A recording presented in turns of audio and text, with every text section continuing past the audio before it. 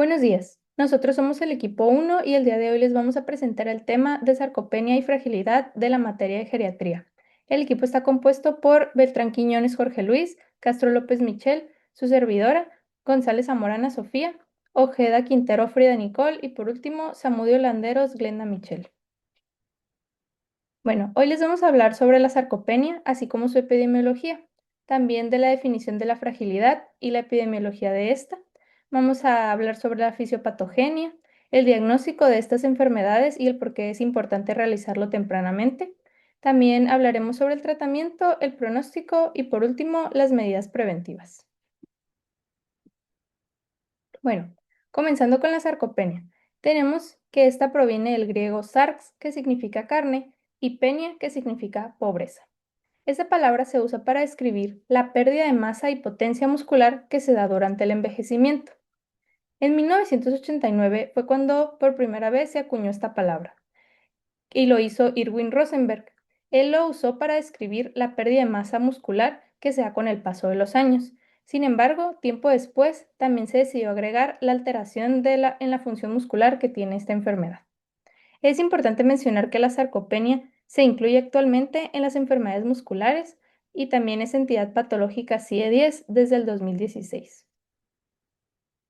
Hablando sobre su epidemiología, tenemos que afecta mundialmente del 10 al 16% de los adultos mayores y a los adultos mayores de 80 años los afecta en un 50%, ya que esta va aumentando su prevalencia con la edad.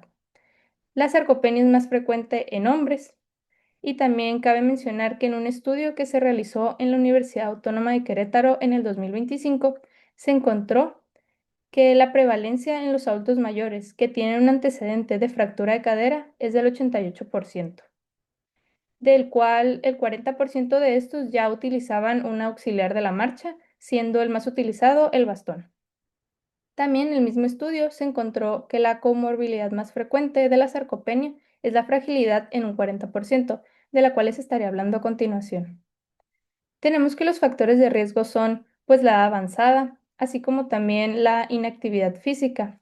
La desnutrición, muy importante, especialmente cuando se tiene un bajo consumo de proteínas, y son enfermedades crónicas como la diabetes. Bueno, hablando sobre la fragilidad, tenemos que en el siglo XX la fragilidad se definía como un síndrome clínico que va desde un adulto mayor sano hasta uno extremadamente vulnerable que posee un alto riesgo de fallecer o que tiene bajas posibilidades de recuperarse.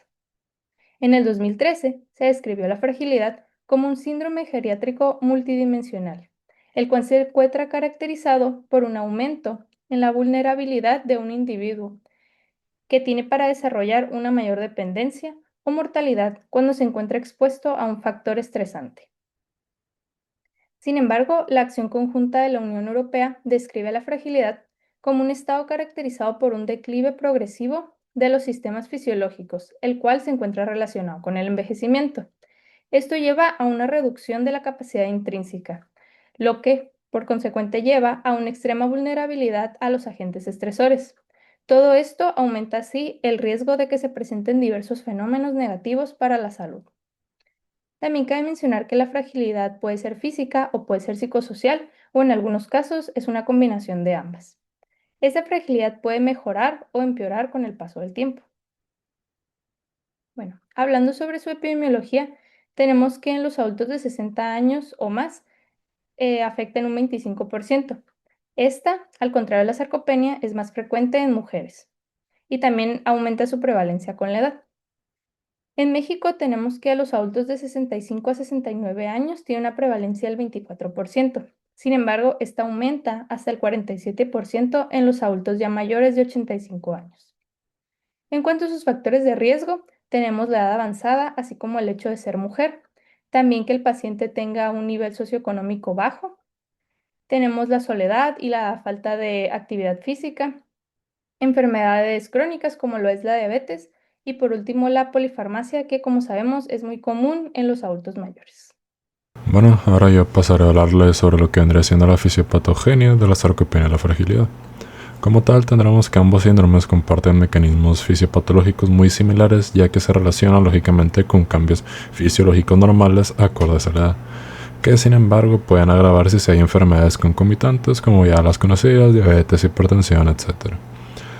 Entonces, como tal, hablando de forma general de la fisiopatogenia, podemos destacar que ambas condiciones se encuentran relacionadas a lo que vendrían siendo procesos inflamatorios crónicos, alteraciones hormonales, a una disfunción muscular y a distintos cambios metabólicos que suelen ocurrir. Sin embargo, ya desarrollando de una manera más específica lo que ya mencioné, tendremos que pueden haber múltiples causas o mecanismos por los cuales se pueden llevar a cabo el desarrollo de la sarcopenia y la fragilidad, ya sea de manera única o en conjunto, que en este caso vendría siendo lo más común. Para empezar, en este caso tendríamos algo que sería el propio envejecimiento muscular, el cual se acompaña de ciertos cambios celulares. En este primer punto es necesario entender que conforme la edad avanza, ocurre un proceso denominado como atrofia muscular asociada a la edad, donde aproximadamente a partir de los 30-35 años de edad, el cuerpo sufre una pérdida gradual de la masa muscular, que conforme pasa el tiempo, esta se va viendo acelerada, sobre todo si se acompaña de otras situaciones que nombraremos más adelante. Como tal, en este proceso fisiológico de la atrofia vamos a tener múltiples cambios que son los causantes de dicha pérdida muscular. Entre ellos vamos a tener lo que vendría siendo una disminución del número de fibras musculares, la conversión de fibras tipo 2 que son rápidas a tipo 1 que son lentas, lo cual va a provocar una disminución tanto de la fuerza, la velocidad y el equilibrio. También tendremos lo que es la disminución de las células satélite, disminuyendo así lo que es la capacidad de regeneración muscular. Y también lo que es la pérdida de motoneuronas alfa, que como tal van a provocar un tipo de inervación neuromuscular y lo que es una transmisión nerviosa deficiente.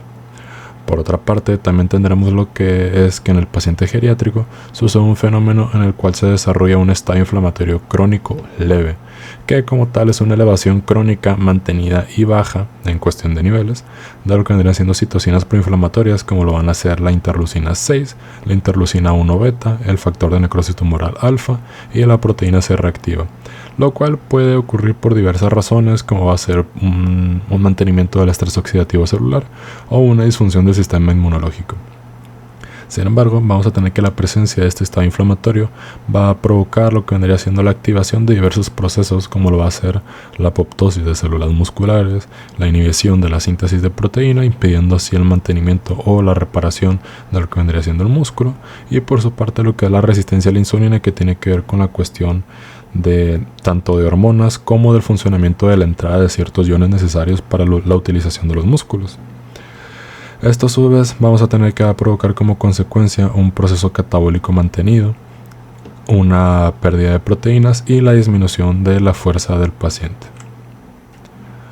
Continuando, vamos a tener que hay otro mecanismo el cual se le puede definir como disfunción mitocondrial, la cual básicamente se define que conforme la edad aumenta sucede una disminución tanto de la eficiencia como de la producción de las mitocondrias, lo cual va a afectar en dos principales sentidos.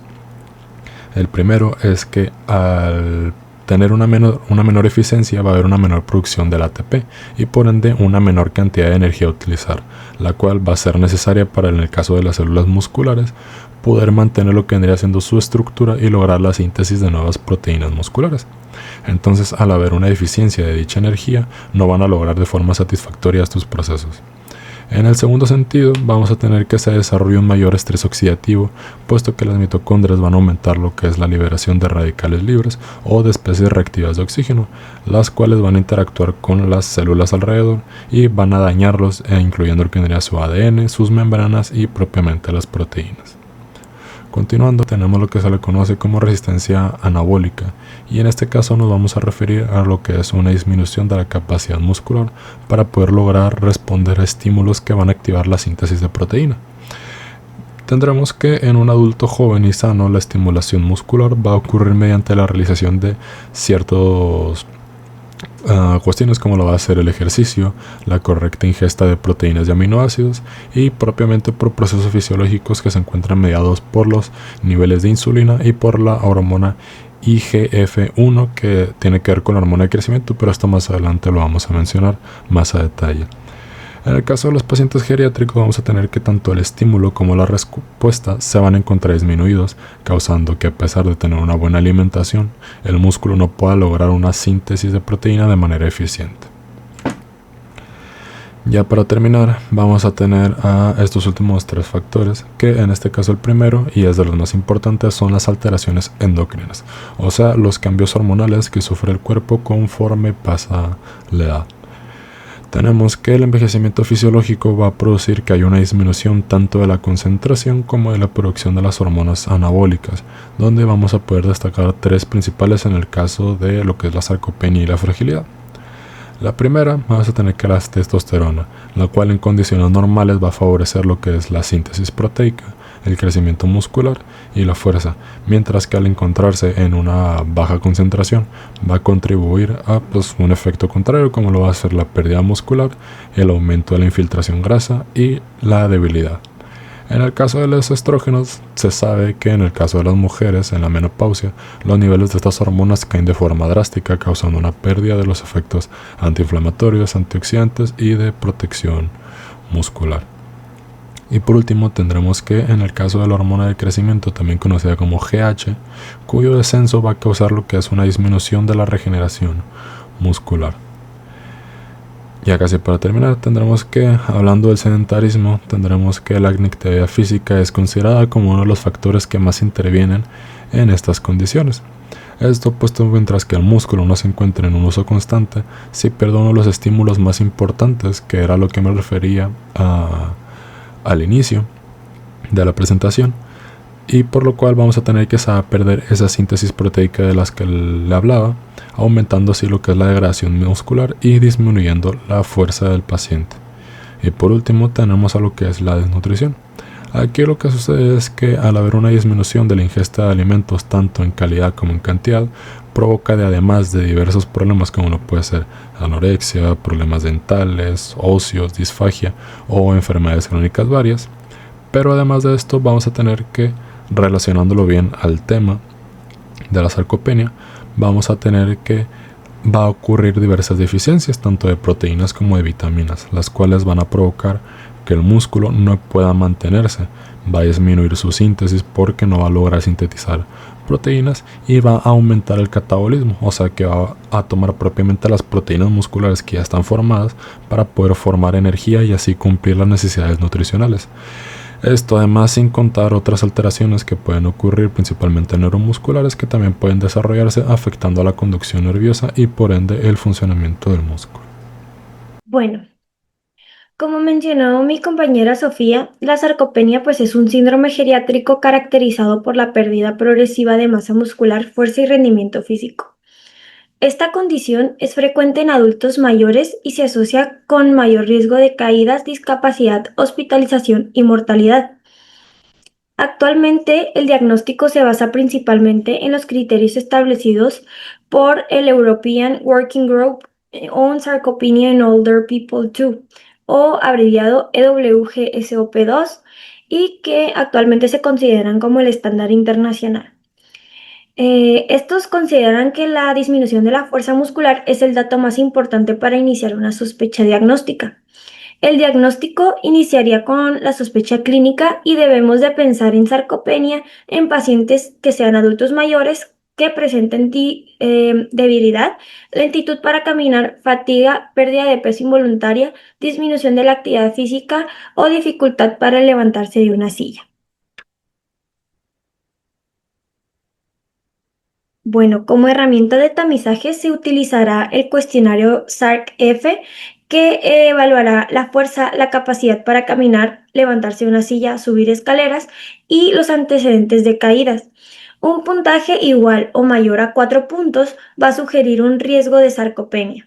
Aquí tenemos el ejemplo de la tabla, que en una parte se dice lo que evalúa, la pregunta, el puntaje y los otros dos no me queda muy claro qué son, pero es como que un ejemplo. Bueno, ahora tenemos tres criterios diagnósticos que son la fuerza muscular, la cantidad o la calidad de masa muscular y el rendimiento físico. El primer paso va a consistir en evaluar la fuerza muscular, ya que este es el principal criterio diagnóstico según el EWGSOP2, que va a ser el método más utilizado, es la dinamometría de mano. considerado con una alteración en valores mayores de 27 kilos en hombres y menores de 16 kilos en mujeres. También se puede utilizar la prueba de levantarse de la silla, donde un tiempo mayor a 15 segundos para realizar 5 repeticiones indicará la disminución de la fuerza muscular. Cuando existe una reducción de la fuerza, se va a considerar una probable, sarcopenia. Para confirmar el diagnóstico, será necesario demostrar una disminución de la masa o calidad muscular. El método de referencia es la absorciometría dual de rayos X o DXA, que permitirá medir la masa muscular apendicular. Los puntos de corte son menores de 7 kilos por metro cuadrado en hombres y menores de 5.5 kilos por metro cuadrado en mujeres. Otro método que es muy utilizado es la bioimpedancia eléctrica, debido a que es más accesible y económica. En algunos casos también pueden emplearse la tomografía computarizada o la resonancia magnética para evaluar la calidad muscular. Posteriormente y por último se evaluará el rendimiento físico, ya que este parámetro permitirá determinar la gravedad de la sarcopenia. Una de las pruebas más utilizadas es la velocidad de la marcha. Está considerando, perdón,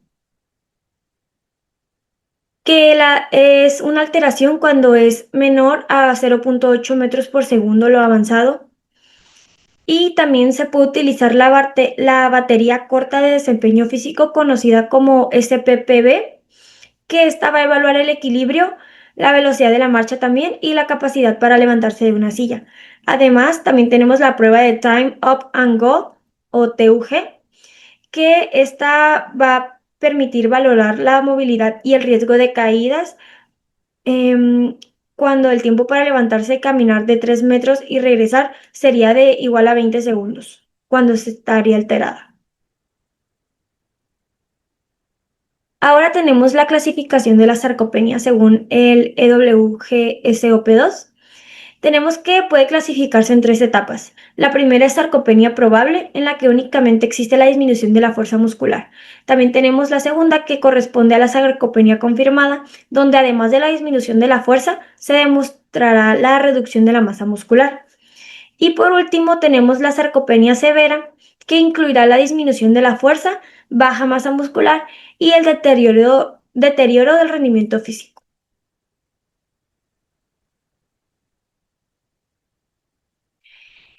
El algoritmo diagnóstico propuesto por la EWGSOP2 inicia identificando pacientes con sospecha clínica o tamizaje positivo ante el SARC-F. Posteriormente se evaluará la fuerza muscular, que si está disminuida es probable sarcopenia.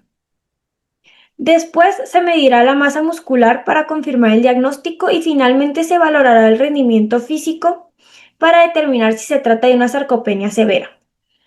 También es importante realizar un diagnóstico diferencial con otras condiciones geriátricas que pueden expresar síntomas similares. Entre ellas se van a incluir las siguientes: fragilidad, caquexia, desnutrición, miopatías, inmovilidad prolongada, enfermedades neurológicas y osteoartritis. Por ello, la valoración integral del adulto mayor es fundamental para establecer un diagnóstico adecuado. ¿Cuál es la importancia del diagnóstico temprano? Bueno, el diagnóstico temprano de la sarcopenia es muy importante, ya que permite intervenir antes de que aparezcan complicaciones graves. Detectarlo oportunamente ayuda a implementar programas de ejercicio, rehabilitación y tratamiento nutricional que pueden ayudar a la fuerza muscular y preservar la funcionalidad del adulto mayor. Además, disminuirá lo más importante, que es el riesgo de caídas, discapacidad, hospitalizaciones y la dependencia de este, favoreciendo así un envejecimiento más saludable y una mejor calidad de vida. Bueno, ahora como siguiente tenemos el tratamiento. En este vamos a tener que existen maniobras terapéuticas cuya utilidad ha sido demostrada tanto en pacientes frágiles como en pacientes sarcopénicos. Este como objetivo va a tener disminuir la pérdida de masa y fuerza muscular del paciente, mejorar la funcionalidad física, reducir la fragilidad y la dependencia, por último favorecer mejor calidad de vida del adulto mayor. Vamos a tener ejercicios de resistencia. Estos nos van a ayudar a contrarrestar la pérdida muscular, van a estimular el crecimiento y van a fortalecer a la masa muscular. Esto va a mejorar la movilidad y la estabilidad corporal. En resultados observados de un estudio que se hizo, se vio que se incrementó del 11,4% en el área transversal de la pantorrilla y se incrementó del 100% en el área transversal del extensor de la rodilla después de 12 semanas de entrenamiento en un adulto mayor. Y en otro estudio, en un periodo de 24 semanas de entrenamiento, se vio que se mejoró la fuerza muscular y la habilidad funcional en pacientes clínicos, así como también la mejor función persistió incluso después de un periodo de desentrenamiento, lo que muestra que estos efectos son duraderos durante el ejercicio. Ahora tenemos los beneficios del ejercicio en pacientes frágiles. Este en ejercicios de resistencia puede aumentar del 3 al 9% el área muscular transversal y puede hasta duplicar la fuerza muscular. Vamos a tener que la importancia de esto es que una mayor fuerza muscular va a ayudar al adulto mayor a realizar actividades básicas como lo van a hacer caminar, levantarse, subir escaleras. También va a disminuir el riesgo de caídas y de discapacidad que éste pueda tener. En un metaanálisis de Cochrane, el ejercicio físico de resistencia realizado 2 o 3 veces a la semana se vio que puede producir un incremento significativo de capacidad física, una mejoría de la velocidad de la marcha, una mayor capacidad para que el adulto mayor pueda levantarse de una silla sin ayuda y un incremento de la fuerza muscular. Como siguiente tenemos los programas supervisados de ejercicio. En este vamos a tener que en pacientes frágiles participar en grupos de ejercicios supervisados mejora significativamente los marcadores de fragilidad, porque es importante la supervisión en estos ejercicios en el adulto mayor. Esto es gracias a que se permite realizar los ejercicios de una manera correcta y segura, va a disminuir el riesgo de lesiones y va a favorecer la constancia y el apego al tratamiento. En los programas más efectivos, estos se fueron caracterizados por haber sido supervisados por una persona que fueran de 30 a 45 minutos por sesión, que se realizarán con un mínimo de 3 veces por semana durante al menos 4 meses.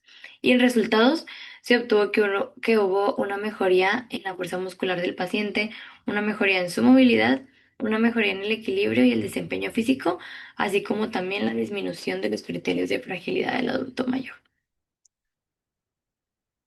Como siguiente tratamiento está la ingesta proteica y los suplementos. Muchos adultos mayores vamos a ver que no consumen la suficiente proteína al día. Esto va a favorecer la pérdida de la masa muscular. Y pues como recomendación diaria se tiene que el adulto mayor debería de comer 0,8 kilogramos por día de proteína. La importancia de este va a ser que las proteínas son necesarias para mantener y reparar el tejido muscular. Estas también van a ayudar a conservar la fuerza y la funcionalidad física. En los suplementos calórico-proteicos, vamos a tener que en residentes de asilos, un aporte extra de 360 calorías diarias por 10 semanas mejoró la fuerza muscular de miembros inferiores. Y en los suplementos ah, ayudados por el ejercicio, vamos a tener que la combinación de suplementos proteicos y entrenamiento de resistencia va a mejorar aún más la fuerza muscular. En sus limitaciones, vamos a tener que los suplementos pueden disminuir el apetito del adulto mayor y el consumo normal de alimentos, y que algunos pacientes van a presentar difícil apego al tratamiento porque puede ser de tiempo prolongado. Como siguiente tratamiento, en hombres tenemos la testosterona. Este tiene una evidencia controversial, ya que en algunos estudios se reporta que con este se obtuvo una mejoría en la masa muscular magra, una mejoría de la fuerza de agarre y resultados observados con solo 4 semanas de tratamiento. En los riesgos que tenemos que le puede dar al adulto mayor es que va a favorecer el crecimiento prostático en hombres y aumentar el riesgo de cáncer de próstata en mayores de 65 años. Esto es duplicado por cada aumento de testosterona libre sérica. En mujeres tenemos la terapia de reemplazo hormonal. Esta terapia se realiza en mujeres posmenopáusicas. En sus posibles beneficios vamos a tener que este va a atenuar la pérdida de la masa muscular en el periodo perimenopáusico y como limitaciones va a tener efectos modestos en la composición muscular, aunque no se ha demostrado menor incidencia de fragilidad ni tampoco mejoría significativa de la funcionalidad. En sus riesgos está que esta se encuentra asociada al desarrollo de cáncer de mama. Y en conclusión, no se recomienda como tratamiento para sarcopenia y fragilidad. Ok, ahora yo les hablaré sobre el pronóstico de la sarcopenia y fragilidad. La sarcopenia y la fragilidad son dos síndromes geriátricos estrechamente relacionados que afectan de forma importante la funcionalidad y la supervivencia del adulto mayor. La sarcopenia se caracteriza por la pérdida progresiva de la masa y fuerza muscular, mientras que la fragilidad representa un estado de disminución de la reserva fisiológica, en donde el paciente tiene menos capacidad para responder a situaciones de estrés como infecciones, cirugías o traumatismos. El pronóstico de estos pacientes depende del grado de pérdida funcional, también de la presencia de enfermedades crónicas y de qué tan temprano se detecte el problema que tienen estos pacientes. Ambas condiciones se asocian con mayor discapacidad, hospitalizaciones frecuentes y dependencia, además del aumento de la mortalidad. Ahora, hablando sobre el impacto de la funcionalidad, podemos observar una disminución de la fuerza muscular, lentitud de la marcha, dificultad para levantarse o caminar y dependencia para las actividades básicas y también la pérdida de la autonomía. Uno de los aspectos más importantes es el deterioro funcional progresivo. Inicialmente los pacientes pueden presentar síntomas leves como el cansancio, disminución de la velocidad al caminar o dificultad para levantarse de una silla. Sin embargo, conforme progresa la pérdida muscular, aparecen limitaciones importantes para realizar actividades básicas de la vida diaria. Muchos pacientes comienzan a requerir ayuda para bañarse, vestirse, subir escaleras o incluso para caminar distancias cortas, actividades que antes realizaban de forma normal. La pérdida de autonomía impacta no solo en la salud física, sino también en el estado emocional y social del adulto mayor, que ya sabemos que son aspectos muy importantes, ya que aumenta la dependencia hacia los familiares y también los cuidadores. Ok, ahora hablando un poco sobre caídas y fracturas, tenemos los puntos como lo son alteración del equilibrio y la marcha, incremento de riesgo de caídas, fracturas especialmente de cadera y discapacidad posterior. Y pues la recuperación funcional la mayoría de las veces es incompleta. La disminución de la fuerza muscular y el equilibrio incrementan significativamente el riesgo de caídas. Las caídas representan una de las principales causas de discapacidad en adultos mayores y pueden provocar fracturas graves, especialmente las de cadera. Y después de la fractura, muchos pacientes, como ya les mencioné, no se recuperan funcionalmente de forma completa y desarrollan la mayoría una dependencia completa. Además, las fracturas se asocian con inmovilidad prolongada, pérdida adicional de masa muscular y un aumento de riesgo en complicaciones hospitalarias. Ahora mencionando la hospitalización y las complicaciones, los pacientes que presentan estas condiciones representan menor reserva fisiológica, por lo que toleran peor las enfermedades agudas. Esto provoca hospitalizaciones más frecuentes y estancias hospitalarias más prolongadas. Durante la hospitalización de estos pacientes, el reposo en la cama acelera aún más la pérdida muscular, lo que empeora su sarcopenia. Además, estos pacientes tienen un riesgo de desarrollar complicaciones como lo son el delirium, infecciones respiratorias, úlceras por presión y deterioro funcional severo. En muchos casos, después de la hospitalización, el paciente ya no logra regresar al mismo nivel funcional que tenía antes, entonces por eso mencionamos en las diapositivas que fragilidad más hospitalización más inmovilidad nos desarrolla una mayor sarcopenia. Ahora, hablando sobre factores que empeoran el pronóstico, podemos observar que existen varios factores que empeoran la evolución de estos pacientes, como lo son el sedentarismo, que favorece mayor pérdida muscular, mientras que la desnutrición disminuye la capacidad de la recuperación del organismo. La polifarmacia aumenta aún más el riesgo de caídas y efectos adversos y el deterioro cognitivo dificulta la adherencia al tratamiento y a la rehabilitación. Además, enfermedades crónicas como lo son insuficiencia cardíaca, diabetes o enfermedad pulmonar obstructiva crónica aceleran el deterioro funcional, además de las hospitalizaciones frecuentes. Y como mortalidad y mal pronóstico podemos ver que la mortalidad se considera la sarcopenia y la fragilidad se consideran marcadores de mal pronóstico en la geriatría. Diversos estudios han demostrado que los pacientes frágiles presentan una mayor mortalidad global comparados con los adultos mayores robustos.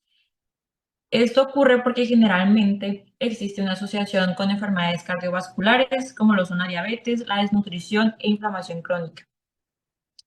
Cuando la sarcopenia y la fragilidad aparecen juntas, el riesgo de discapacidad, dependencia y muerte aumentan mucho considerablemente. Ahora hablando sobre un pronóstico un poco más favorable, que a pesar de todas estas complicaciones, el pronóstico puede mejorar significativamente si el problema se detecta tempranamente, que esa es nuestra responsabilidad. El ejercicio físico, especialmente el entrenamiento de fuerza, es una de las intervenciones más efectivas para mejorar la masa muscular y la funcionalidad. La nutrición adecuada y la suplementación cuando es necesaria y la rehabilitación ayudan a disminuir la discapacidad y nos ayudan a mejorar la calidad de vida. Por eso es fundamental un manejo multidisciplinario que incluye geriatras, nutriólogos, fisioterapias y un apoyo familiar, es decir, pues una red de apoyo. Ahora vamos a hablar sobre las medidas preventivas. Hablando sobre la prevención de la discapacidad, la conservación de la funcionalidad, el mantenimiento de independencia y buscamos mejorar la calidad de vida.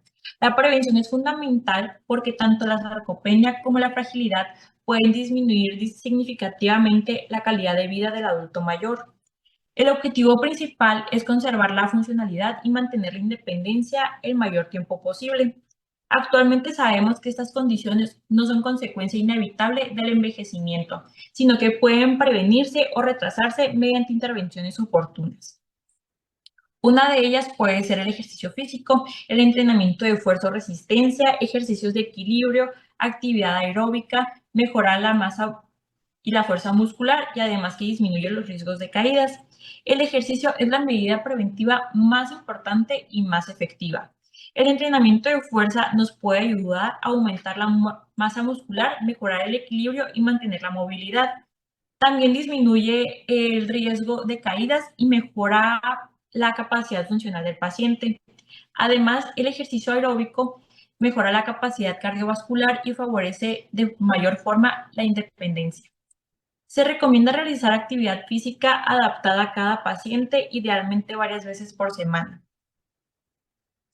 Hablando un poco sobre la nutrición es adecuada, nos puede ayudar siendo otro pilar fundamental en el aspecto de las medidas preventivas.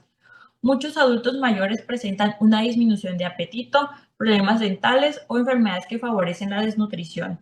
La baja ingesta de proteínas acelera la pérdida de fuerza muscular, por lo que se recomienda asegurar un adecuado consumo proteico diario. También es importante mantener niveles adecuados de vitamina D, una buena hidratación, ya que esto favorece a la función muscular y disminuye el riesgo de caídas. La prevención de caídas es esencial porque las fracturas empeoran enormemente el pronóstico funcional. Para disminuir el riesgo es importante corregir los problemas visuales, auditivos y utilizar calzado adecuado y adaptar el hogar para evitar obstáculos o superficies resbalosas. En algunos pacientes también es necesario el uso de bastones o andaderas para mejorar la estabilidad. Hablando sobre las enfermedades crónicas, el adecuado control de enfermedades crónicas ayuda a disminuir la progresión de la fragilidad. Enfermedades como la diabetes, insuficiencia cardíaca o osteoporosis favorecen la inflamación crónica, limitación física y la pérdida muscular. Además de la depresión, que puede disminuir la actividad física y empeorar el estado nutricional. Evitar la inmovilidad. El reposo prolongado acelera rápidamente la pérdida de fuerza muscular, especialmente en adultos mayores. Incluso pocos días de inmovilidad pueden provocar la disminución importante de la fuerza y funcionalidad. Por eso es fundamental promover la movilización temprana, fisioterapia y rehabilitación después de enfermedades o cirugías.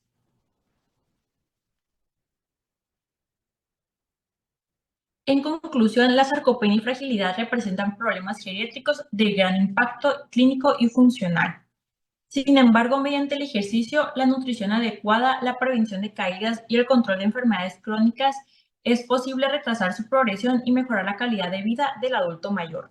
El objetivo final es lograr un envejecimiento saludable preservando la funcionalidad, autonomía e independencia, un diagnóstico temprano, la prevención de forma multidisciplinaria, ya que el ejercicio más la nutrición nos otorgan mejores resultados y pues el objetivo de todo esto y con lo que deseamos que ustedes se queden es que sí se puede lograr un envejecimiento saludable.